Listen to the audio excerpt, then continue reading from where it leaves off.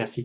En fait, ma question est assez simple. En fait, elle porte sur le dispositif de majoration de la taxe d'habitation pour les résidences secondaires. J'ai vu que que Clichy avait mis en place, et c'était la 13e ville des Hauts-de-Seine à mettre en place cette majoration, donc qui porte sur la part communale de la taxe d'habitation. Donc pour nous, c'est sur les 17,67%, ça correspond à 11,05% la part communale. Et cette majoration peut être entre 5% et 11%. On est éligible en fait quand on est en zone tendue, ce qui est le cas de notre commune. Et en fait, j'avais regardé un petit peu les autres communes des Hauts-de-Seine et en constatant que sur le nombre de résidences secondaires qu'on a à Saint-Cloud, d'après l'INSEE, on est à 483.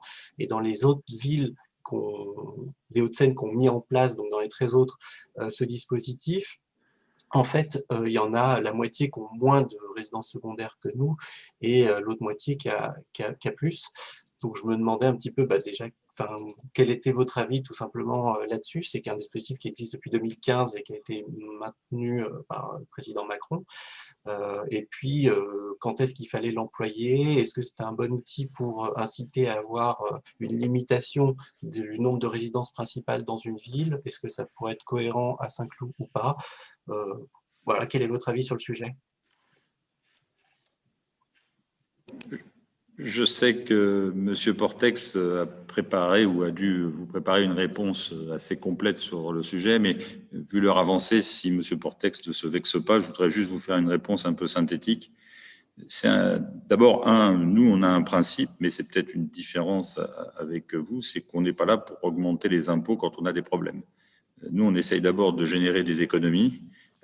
Et ensuite, si on n'arrive pas à générer les économies suffisantes, la fiscalité est l'ultime décision qu'on doit prendre, mais ce n'est pas la première.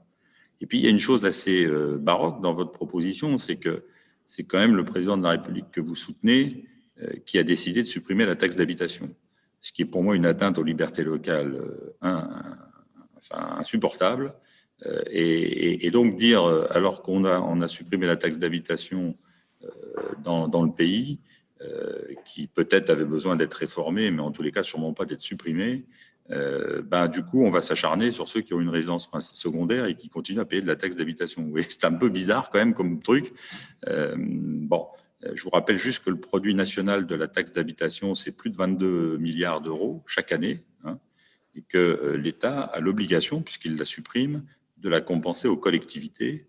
Quand on voit aujourd'hui, alors je mets de côté l'intervention du gouvernement sur la crise, parce que je crois que tout le monde reconnaît que cette intervention est légitime et que l'aide aux entreprises a été massive et puissante et qu'il n'y avait probablement pas d'autre solution que de le faire en générant de la dette et du déficit. Donc, je ne mets pas ça dans mon expression, je le mets de côté volontairement, l'activité liée le soutien lié au Covid, mais en temps normal, quand on regarde les déficits budgétaires et la dette publique de l'État français, aller supprimer un impôt local qui n'est d'ailleurs pas le sien, c'est d'ailleurs assez cocasse. C'est comme si moi je disais tiens, je vais supprimer pour l'État la TVA, vous voyez. L'État dit tiens, je vais supprimer l'impôt des communes, c'est quand même assez étonnant. Enfin, le gouvernement d'ailleurs, pas l'État. Je trouve ça assez étonnant de nous dire il reste quand même les résidences secondaires, donc on va un peu les taper. Donc nous on est là plutôt pour essayer d'être des bons gestionnaires, ça nous est d'ailleurs reproché parfois. Et donc la fiscalité n'est pas le choix quand on a des difficultés. Le choix quand on a des difficultés, c'est d'être responsable et de voir comment on peut encore gérer mieux. Et puis du coup, il y a effectivement quelques résidences secondaires à Saint-Cloud, c'est un peu marginal, mais pour l'instant, on n'a pas prévu d'utiliser ce dispositif. Merci, monsieur le maire. Je précise juste que ce n'était pas une préconisation et simplement pour avoir l'historique de la décision. D'accord.